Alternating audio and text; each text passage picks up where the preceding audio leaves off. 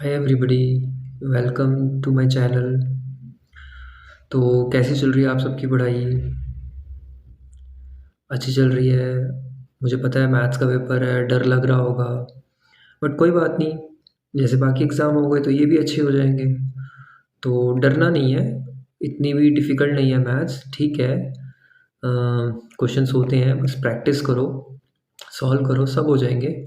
बाकी आपको जो भी क्वेरीज आप मुझे बताओ, मैं आपके साथ हूँ, एंड तक आपके साथ हूँ, शुरू से लेकर अब तक हूँ, और 10th मार्च तक आपके साथ हूँ। अगर आपको कोई क्वेश्चन नहीं समझ आता तो प्लीज़ मुझे बताइए, मैं आपकी क्वेरीज को सॉल्व करूँगा। तो मनिंदर सर आपके साथ है, डोंट वरी, हम सारी चीज़ों को सॉल्व करेंगे। जब सॉल्व करेंगे तो फिर क्या डरना। तो मैथ से डरना नहीं है बिल्कुल भी, और अच्छे से इसको रिवाइज करना है। तो अब देखो, जितनी भी मैं आपको क्वेश्चंस कराऊंगा, मैक्सिमम क्वेश्चंस कवर कवर कराने की मेरी कोशिश है। तो इसमें मैं सारी एनसीईआरटी कवर करूँगा, आपकी एक्स्ट्रास भी कवर करूँगा। तो इन सारे क्वेश्चंस को आपने अच्छे से रिटन में प्रैक्टिस करनी है, राइट। चलो अब स्टार्ट करते हैं हम अपने क्वेश्चन नंबर 1 से। देखो, हमारा जो मैंने ना क्वेश्चन सॉल्व करके रखे हैं, जिससे कि ना हमारा टाइम बचे, मतलब क्विक रिवीजन करनी है हम लोगों ने। आपके पास रिकॉर्डिंग होगी, आप उसको बार बार नोट कर सकते हो। तो देखो, हमारा क्वेश्चन नंबर 1 क्या है, ये ट्रिगो से रिलेटेड है। देखो क्या क्वेश्चन है, अगर मैं बात करूँ, क्वेश्चन लिखा है साइन ए की वैल्यू आपको दी हुई है 1/3, राइट। साइन ए की वैल्यू आपको दी हुई है, ये आपके पास, सॉरी, 3/5। अब जो ये वैल्यू दे रखी है आपको, इस चीज़ को ध्यान से समझना। कॉस बी की वैल्यू दी हुई है 12/13, और ये दे रखी है आपको 3/5। हमें ना टेन ए और टेन बी की वैल्यू ये निकालनी है। क्वेश्चंस को ना इजी बनाने की कोशिश करना। कुछ बच्चे क्या करेंगे, इसमें पंडित बद्री प्रसाद का कंसेप्ट यूज़ करेंगे, फिर क्वेश्चन को करेंगे, थोड़ा लेंदी हो जाएगा। क्वेश्चन को इजी बनाते हैं। देखो, इसमें ना दो एंगल्स अलग अलग दे रखे हैं, ए और बी। तो ए के अकॉर्डिंग आपको एक आइडेंटिटी पता है, sine square theta plus cos square theta is equal to 1। तो पहले हम क्या करेंगे, जो sine square theta plus cos square theta वाली आइडेंटिटी है ना, पहले इसको यूज़ करेंगे। इसमें साइन ए की वैल्यू आपको क्या दे रखी थी, 3/5। तो ये 3/5 इसमें डाल दो साइन की जगह। यहाँ से 3/5 डालो, 3/5 का स्क्वायर करो, कितना आ गया, 9/25। ये 9/25 हमने शिफ्ट करा, एलसीएम लिया, तो कॉस स्क्वायर ए की वैल्यू क्या आ गई, 16/25। स्क्वायर इधर जाके रूट बन गया, इनका हमने स्क्वायर रूट निकाला, कॉस ए की वैल्यू क्या आ गई, 4/5। तो जैसे हमने कॉस ए की वैल्यू निकाली है ना, वैसे आपको साइन बी की भी निकालनी है, क्योंकि अब हमें देखो यहाँ से कॉस बी की वैल्यू दे रखी है। अब बी दे रखा है तो एंगल चेंज कर दो, आइडेंटिटी सेम रहेगी, sine square theta plus cos square theta is equal to 1। अब यहाँ पे हमें कॉस की वैल्यू दे रखी है, कॉस की वैल्यू डाल दो, उसका स्क्वायर कर दो, और यहाँ से आप उसका स्क्वायर करके साइन की वैल्यू को कैलकुलेट कर दो। अब हम सबको पता है कि साइन जो होता है, वो जो टैन होता है वो साइन बाय कॉस होता है। हमें वैल्यू किसकी निकालनी है, tan A plus tan B की। टेन ए का formula sine by cos, tan B का formula sine B by cos B.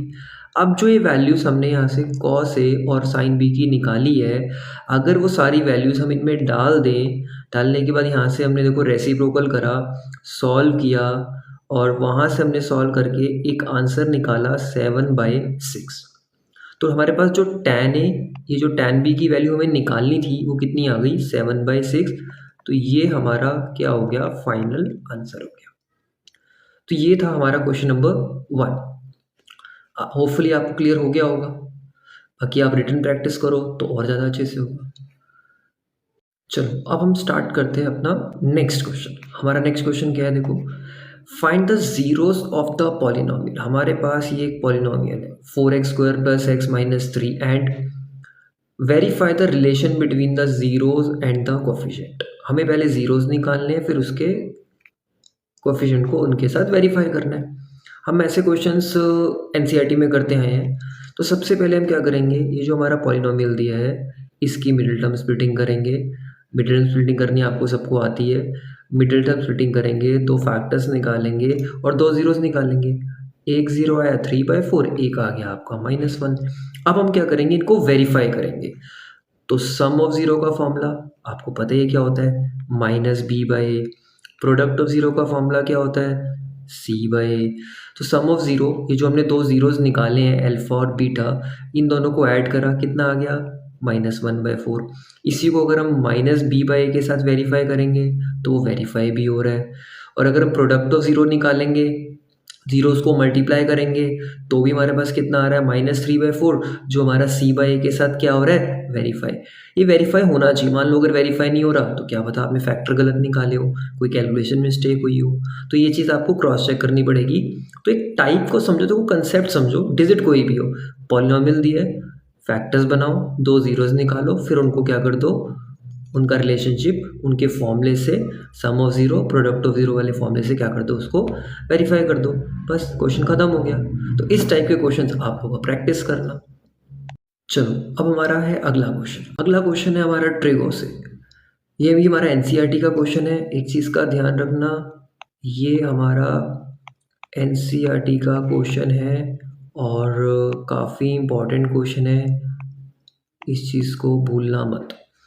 तो क्वेश्चन क्या है, sine theta minus 2 sine cube theta upon 2 cos cube theta minus cos theta को हमने किसके equal करना है, टेन थीटा के। हम क्या करेंगे, पहले हम अपनी LHS लेंगे जिसको हम RHS के इक्वल करेंगे। पहला स्टेप देखो, हमने क्या करा, ऊपर न्यूमरेटर में से साइन थीटा पहले क्या किया, कॉमन लिया दोनों में से, नीचे से हमने कॉस थीटा कॉमन लिया, तो हमारा क्या बचा, इधर से क्या बचा, ऊपर जब साइन थीटा कॉमन लिया तो क्या बचा, इधर से 1, इधर से 2 साइन स्क्वायर, क्योंकि साइन क्यूब था, एक साइन कॉमन ले लिया। नीचे से जब कॉस थीटा कॉमन लिया तो यहाँ से आपका 2 कॉस स्क्वायर थीटा और यहाँ से आपका 1 बच गया। नेक्स्ट स्टेप में हमने क्या करा, सबसे इंपॉर्टेंट चीज़, ये जो साइन स्क्वायर थीटा था इसकी जगह आप लिखोगे 1 माइनस कॉस स्क्वायर थीटा, क्योंकि हमें पता है क्वेश्चन के अंदर कि sine square theta plus cos square theta is equal to 1 होता है, राइट। तो इसका मतलब यहाँ से अगर हम cos square theta 1 minus cos square की जगह हम क्या लिख सकते हैं, साइन स्क्वायर, और साइन स्क्वायर की जगह क्या लिख सकते हैं, 1 माइनस कॉस स्क्वायर थीटा, हमने लिख दिया, राइट। लिखने के बाद अगला स्टेप हमारा क्या था, ये जो बाहर 2 था, इस 2 को 1 से और 2 को माइनस कॉस से, देखो यहाँ पे क्या कर दिया, मल्टीप्लाई कर दिया। स्टेप बाय स्टेप सॉल्व करते जाओ। नेक्स्ट स्टेप में क्या हुआ, ये 1 माइनस 2 कितना हो गया, -1, और ये कॉस 3 था जो हमने एज इट इज लिख दिया। इसके बाद क्या हो गया, डिनोमिनेटर और ये क्या हो गया, बिल्कुल सेम, जो कैंसिल हो गया। अब बचा sine by cos, sine by cos हमें पता है क्या होता है, टेन थीटा, तो ये हमारा किसके इक्वल हो गया, राइट हैंड साइड के इक्वल हो गया, जो हमें प्रूफ करना था। तो ट्रिगो के जो प्रूविंग के क्वेश्चंस होते हैं ना, वो थोड़े स्टेप्स याद रखने पड़ते हैं। ये आप जैसे जैसे प्रैक्टिस करोगे ना 2-3 बार, तो आपको याद हो जाएंगे। तो ट्रिगो की प्रैक्टिस ज़्यादा ज़रूरी है, स्पेशली प्रूविंग की। और प्रूविंग ज़्यादातर हमें लगता है कि एनसीईआरटी से ज़्यादा आती है, तो एनसीईआरटी तो मस्ट, एनसीईआरटी कभी मत छोड़ना किसी भी चैप्टर की, एक्स्ट्रा भी करो बट एनसीईआरटी जो होती है वो मस्ट होती है, ठीक है। तो ये हमारा क्वेश्चन नंबर 3 था, इसको अच्छे से करना, ट्रिगो का क्वेश्चन है, इंपॉर्टेंट है। हमारा जो नेक्स्ट क्वेश्चन है वो है हमारा एप्लीकेशन ऑफ ट्रिगो से रिलेटेड है। एक चीज़ का ध्यान रखना, ये जो क्वेश्चन है ना, ये भी आपका काफ़ी इंपॉर्टेंट क्वेश्चन है, राइट। अब क्वेश्चन क्या है देखो, the angle of elevation of an aircraft from a point A, correct, point A है, पॉइंट ए ले लिया हमने, on the ground is 60 degree. मतलब इस पॉइंट से जो एंगल ऑफ एलिवेशन है ना एयरक्राफ्ट का, मतलब पहले यहाँ से लेकर ये लगा लो, ये आपका एयरक्राफ्ट हो गया, तो यहाँ से लेकर यहाँ तक का जो एंगल ऑफ एलिवेशन है ना वो 60 डिग्री है। उसी सेम पॉइंट से कह रहा है after a flight of 30 second, 30 second उड़ने के बाद, मतलब यहाँ से लेकर यहाँ तक वो 30 सेकेंड उड़ा, उड़ने के बाद जो उसका एंगल ऑफ एलिवेशन है वो यहाँ से इस पॉइंट तक कितना हो गया, 30 डिग्री हो गया। और प्लेन की जो हाइट है, कांस्टेंट जो हाइट है वो यहाँ से लेकर यहाँ तक दोनों की वो कितनी है, 3500√3। अब हमें देखो यहाँ से यहाँ तक की स्पीड भी पता है 30 सेकेंड। अब हमें ये बोल रहा है कि यहाँ से यहाँ तक स्पीड नहीं, सॉरी, यहाँ से यहाँ तक का टाइम पता है कि 30 सेकेंड लगे। अब यहाँ से यहाँ तक मतलब ये BC जो दे रखी है इसके अंदर इसकी हमें स्पीड निकालनी है। हमने क्या करा, पहले स्पीड को लेट कर लिया x, वी नो दैट कि डिस्टेंस का फॉर्मूला जो होता है वो होता है स्पीड इनटू टाइम, राइट। अब स्पीड हमने लेट करी, एक्स टाइम हमें 30 सेकंड दिया, तो डिस्टेंस हमारा कितना आ गया 30 मीटर। नाउ अब हम क्या करेंगे, ट्राइंगल लेंगे। पहले ट्राइंगल लेंगे ये ए बी पी, ये छोटे वाला ट्राइंगल, ये जिसके अंदर हमारा एंगल 60 डिग्री बन रहा था। आपने ये ट्राइंगल लिया, इसमें हमने एंगल कौन सा लिया, tan A, B P upon A P ली, B P upon A P, नीचे से बेस और ये हाइट। बी पी हमारे पास दे रखी थी, ए पी हमें नहीं पता, tan 60 की वैल्यू क्या होती है, √3, वैल्यू डाली और यहाँ से फिर हमने ए पी की देखो वैल्यू कैलकुलेट करी। तो ए पी की कैलकुलेट करने के बाद फिर इसके बाद हमने क्या करा, एक ट्राइंगल लिया ए सी डी, राइट। हमने क्या ट्राइंगल लिया, ए सी डी। अभी जो हमने ट्राइंगल लिया ए सी डी, इसके अंदर भी, इस ए सी डी के अंदर हम tan 30 लेंगे और हाइट वही सी डी लेंगे, बेस नीचे से पूरा ए डी ले लेंगे, ए डी। अब सी डी हमें पता ही है, ए डी हमें नहीं पता, और tan 30 की वैल्यू 1/√3। यहाँ से हमने क्रॉस मल्टीप्लाई करा, क्या करा, ए डी की वैल्यू निकाल दी। नाउ अब पी डी, जो नीचे से पूरा हमारा ये जो पी डी था, जिसका टाइम हमें 30 सेकेंड दिया हुआ था, तो जितना नीचे से ये पी डी होगा, ये ऊपर से बी सी भी सेम ही होगा। तो इसका मतलब अब हम क्या करेंगे, पूरे इस ए डी में से, ए डी जो पूरा निकला है उसमें से जो बी सी है, जो हमारा 3500 यहाँ पे निकला था, उसको माइनस कर देंगे। तो हमारे पास क्या आ जाएगा, क्या आ जाएगा, एक्स की वैल्यू आ जाएगी। एक्स की वैल्यू आने का मतलब हमारा क्या आ गया, स्पीड आ गई। अब स्पीड आ गई तो डिस्टेंस निकालना है। जब डिस्टेंस का फॉर्मूला इधर देखो, स्पीड इनटू टाइम होता है, तो मुझे तो स्पीड निकालनी है, तो टाइम इधर जाके डिवाइड हो जाएगा। तो 7000 जो है उसको टाइम 30 सेकेंड से डिवाइड कर दो, तो आपके पास क्या आया, आपके पास क्या आया, 233.3 मीटर पर सेकेंड। हमारा क्या आ गया, आंसर आ गया। तो बस एक दो बार प्रैक्टिस करो, समझ आ जाएगा। ये था हमारा एप्लीकेशन। और एप्लीकेशन ड्राइंग होगा तो पहले फिगर बनानी ज़रूरी है, फिगर नहीं बनी तो क्वेश्चन वैसे ही नहीं होगा, तो सारा फोकस आपका फिगर पे होना चाहिए। तो ये था हमारा क्वेश्चन नंबर 4। चलो नेक्स्ट क्वेश्चन है हमारा क्वेश्चन नंबर 5। एपी का क्वेश्चन है, ध्यान से समझना। क्वेश्चन कहता है ratio of the 10th term to its 30th term of an AP is 1:3 and the sum of its first 16 term is 42. Find the first term and the common difference. Simple सा question है। हमें 30th term और 10th term की ratio दी है, मतलब a10 upon 830 हमें 1/3 दी है। a10 को आप क्या लिख सकते हो, an + 9d। a30 को क्या लिख सकते हो, a + 20d। यहाँ से आपने क्रॉस मल्टीप्लाई करा, क्रॉस मल्टीप्लाई करके देखो आपने सॉल्व किया तो a की वैल्यू d के इक्वल आ गई, मतलब a और d इक्वल हो गया।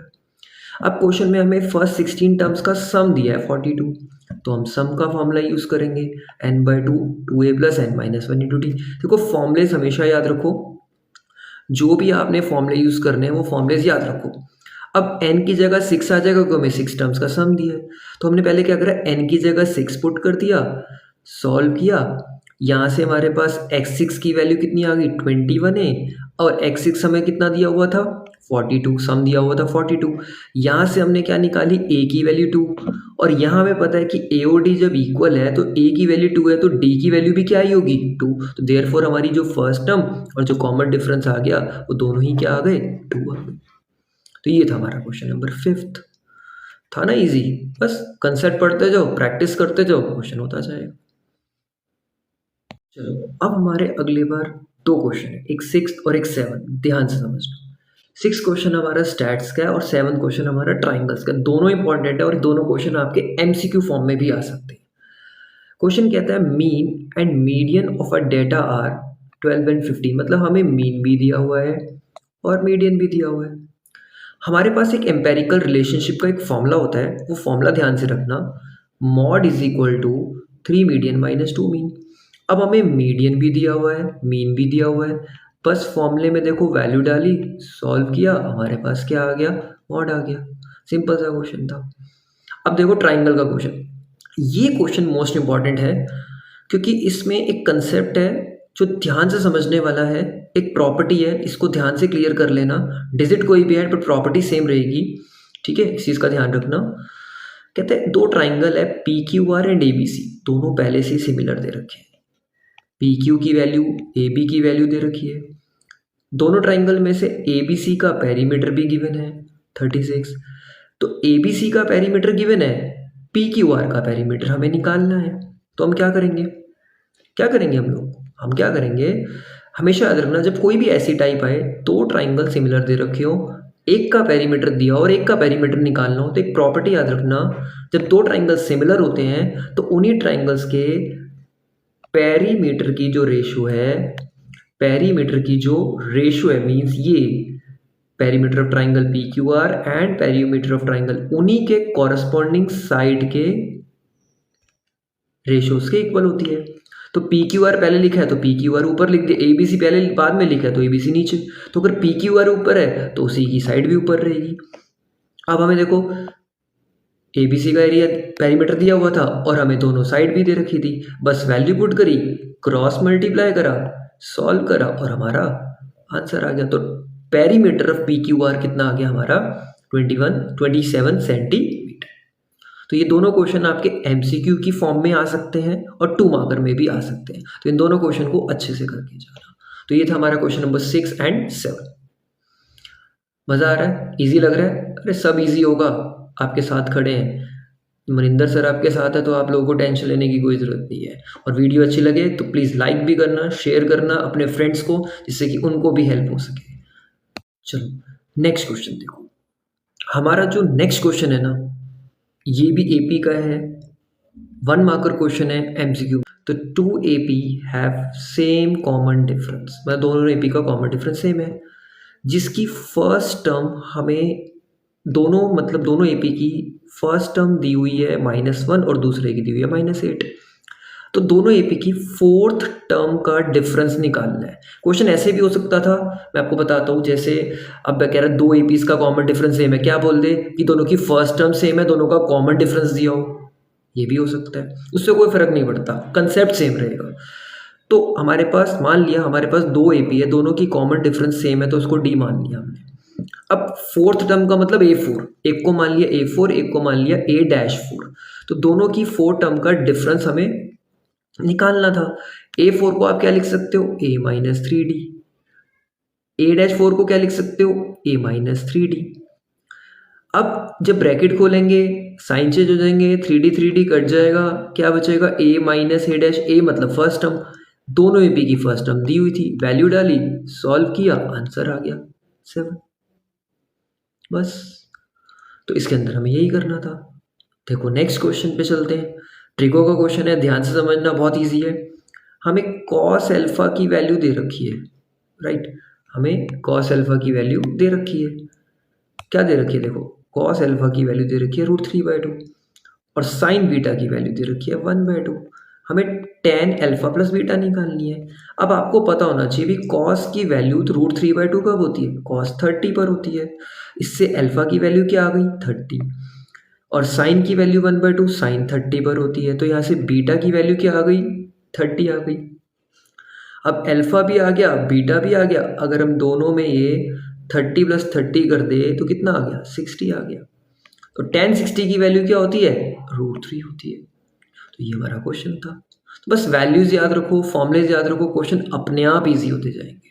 ऐसे क्वेश्चन आपको 1 मार्कर या 2 मार्कर में आएंगे। और एक चीज़ आपको पता है, मैथ्स में ना जो 1 मार्कर 2 मार्कर होते हैं ना, वो ज़्यादा तंग करते हैं, ट्रिकी होते हैं। बल्कि 3-4 फिर भी स्ट्रेट फॉरवर्ड होते हैं, बट 1 मार्कर एमसीक्यू या 2 मार्कर जो क्वेश्चन होते हैं ना, वो ज़्यादा ट्रिकी होते हैं। तो उन पे ज़्यादा फोकस करना, छोटे छोटे क्वेश्चन अच्छे से करना। और बार बार बोल रहा हूँ एनसीईआरटी बिल्कुल मत छोड़ना, विद एग्जाम्पल के साथ बार बार बोल रहा हूँ एनसीईआरटी इज मस्ट।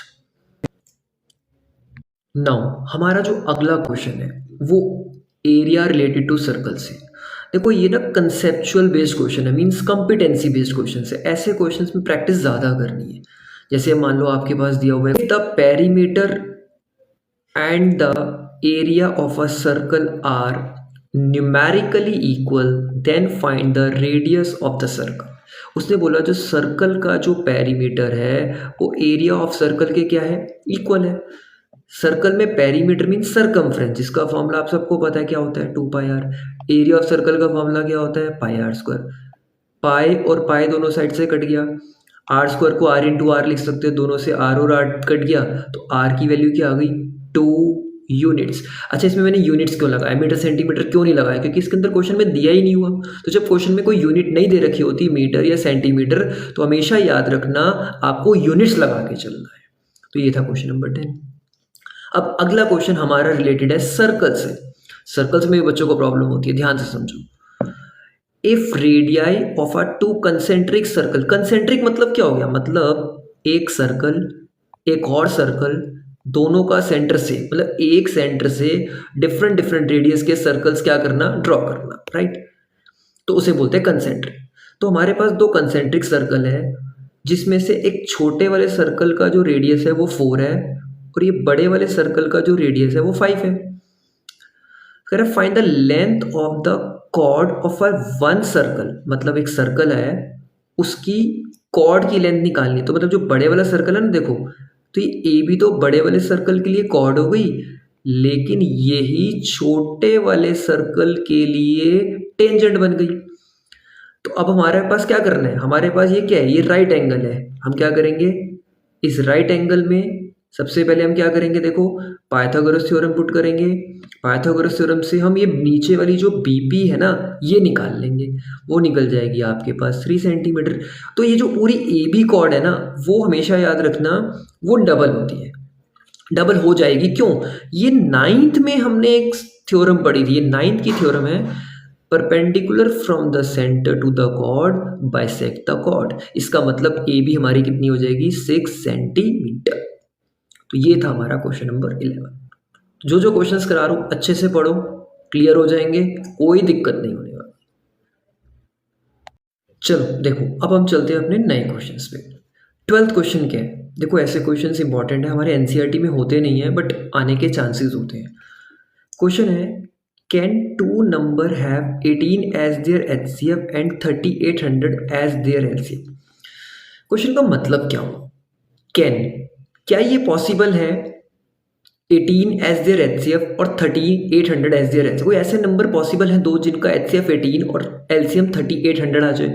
देखो ये चीज़ तभी पॉसिबल हो सकती है जब एचसीएफ एलसीएम का प्रॉपर फैक्टर हो, मींस जब हम एलसीएम को एचसीएफ से डिवाइड करें तो वो पूरा पूरा डिवाइड हो जाना चाहिए। अगर वो पूरा पूरा डिवाइड नहीं हो रहा तो मींस कोई भी ऐसे दो नंबर पॉसिबल नहीं है जिनका एचसीएफ 18 या एलसीएम 3800 आए। अगर डिवाइड हो जाएगा तभी पॉसिबल होगा, अदरवाइज नहीं होगा। तो इसलिए हमने आंसर लिखा no, two number can not have 18 as their HCF and 3800 as their LCM because HCF must be factor of LCM and 18 is not a factor of 3800, इसलिए ये नंबर पॉसिबल नहीं है। क्लियर हुए। चलो देखो नेक्स्ट क्वेश्चन, देखो बहुत important है, थोड़ा सा ट्विस्ट है क्वेश्चन के अंदर, एक फॉर्मूला है जो अच्छे से रट लेना। क्वेश्चन है, the perimeter of a sector of a circle of radius 2.8 centimetre is 27.2।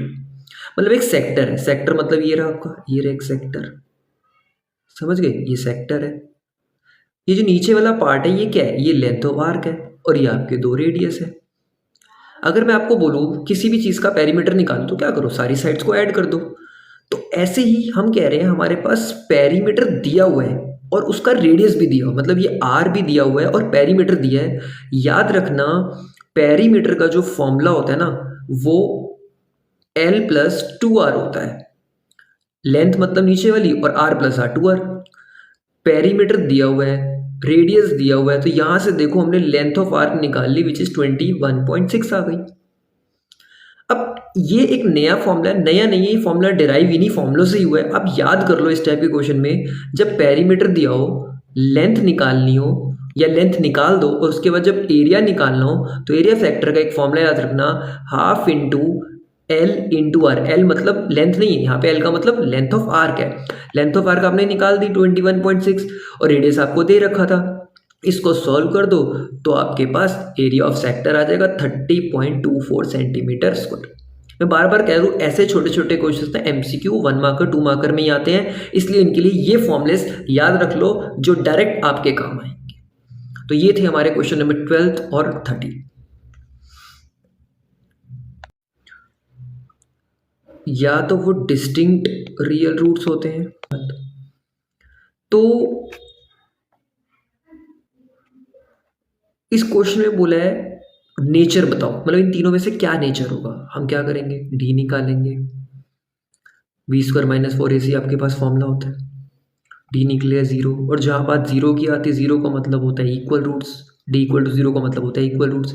इसका मतलब यहाँ पे हमारे पास 2 रियल रूट एग्जिस्ट करेंगे, और जिस केस में 2 रियल रूट एग्जिस्ट करते हैं उस केस में x की 2 वैल्यूज़ का फॉर्मूला क्या होता है, -b/2a को 2 बार लिख दो।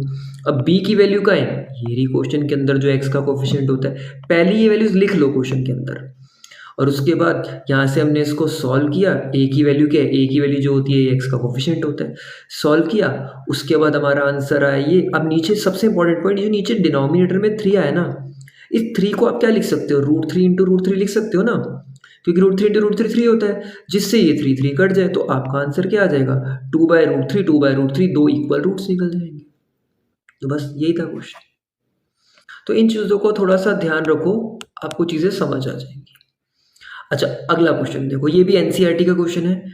Find the area of the quadrant of a circle. Quadrant मतलब सेक्टर, क्वाड मतलब 1/4, पूरे सर्कल का 1/4 मतलब क्वाड्रेंट। हमें सरकमफ्रेंस दिया हुआ है। अब सरकमफ्रेंस का फॉर्मूला आप सबको पता है क्या होता है, 2πr। तो पहले सरकमफ्रेंस फॉर्मूले से देखो, हमने रेडियस कैलकुलेट किया, जो आपके पास आ गया 7/2। अब एरिया ऑफ क्वाड्रेंट का फॉर्मूला मतलब सेक्टर का फॉर्मूला होता है θ/360 × πr²। थीटा की वैल्यू कैसे आई, 90, क्योंकि एक सेक्टर जो होता है वो 360 डिग्री का होता है, और हमें क्वाड्रेंट का निकालना है। क्वाड्रेंट मतलब होता है 1/4, मतलब उसको 4 से डिवाइड कर दो तो वो कितना आ जाएगा, 90 आ जाएगा। इसलिए थीटा की वैल्यू 90 आ गई। पाई की वैल्यू 22/7, रेडियस हमें दे रखा था, सॉल्व किया, हमारा आंसर आ गया 9.625 cm²। एक चीज़ याद रखना, पाई की वैल्यू हमेशा 22/7 डालनी है, चाहे आपका वो सरफेस एरिया हो, जब तक क्वेश्चन में गिवन नहीं है। अगर क्वेश्चन में गिवन है पाई की वैल्यू 3.14 डालनी है तो डालनी है, अदरवाइज नहीं डालनी। और रूट की भी वैल्यू तभी डालनी होती है, √2 या √3 की, जब क्वेश्चन में गिवन हो, अदरवाइज आपको नहीं डालनी। तो ये थे हमारे आज के लेक्चर के 15 क्वेश्चंस, जो पहले आपको अच्छे से प्रिपेयर करने हैं। नेक्स्ट लेक्चर में हम डे 3 के अंदर फिर एक रिवीजन करेंगे, जिसमें और अच्छे क्वेश्चंस आने वाले हैं, जिसमें शायद आपकी एनसीईआरटी भी कवर होगी मोस्टली, और एक्स्ट्रा भी होंगे, लेकिन जो भी होंगे इंपॉर्टेंट होंगे। तो इन क्वेश्चंस को रिवाइज करते रहो, और साथ में अपनी एनसीईआरटी रिवाइज करते रहो। एनसीईआरटी करते रहो, प्रीवियस ईयर के क्वेश्चंस पेपर, सैम्पल पेपर्स अपना रिवाइज करते रहो, लेकिन एनसीईआरटी नहीं छोड़नी। ठीक है, ये चीज़ बच्चे ध्यान रखना, और कोई चीज़ क्लियर ना हो, कोई क्वेरी हो, तो प्लीज़ मुझसे डिस्कस करना। तो इसलिए घबराने की ज़रूरत नहीं है किसी को भी, सब हो जाएगा। बाकी एग्ज़ाम हो गए, ये भी होगा, डेफिनेटली होगा। कॉन्फिडेंट रखो, होगा मतलब होगा, पॉजिटिव सोचो, होगा मतलब होगा। चलो, मिलते हैं हम लोग नेक्स्ट अपने लेक्चर में, तब तक के लिए बाय बाय, टेक केयर।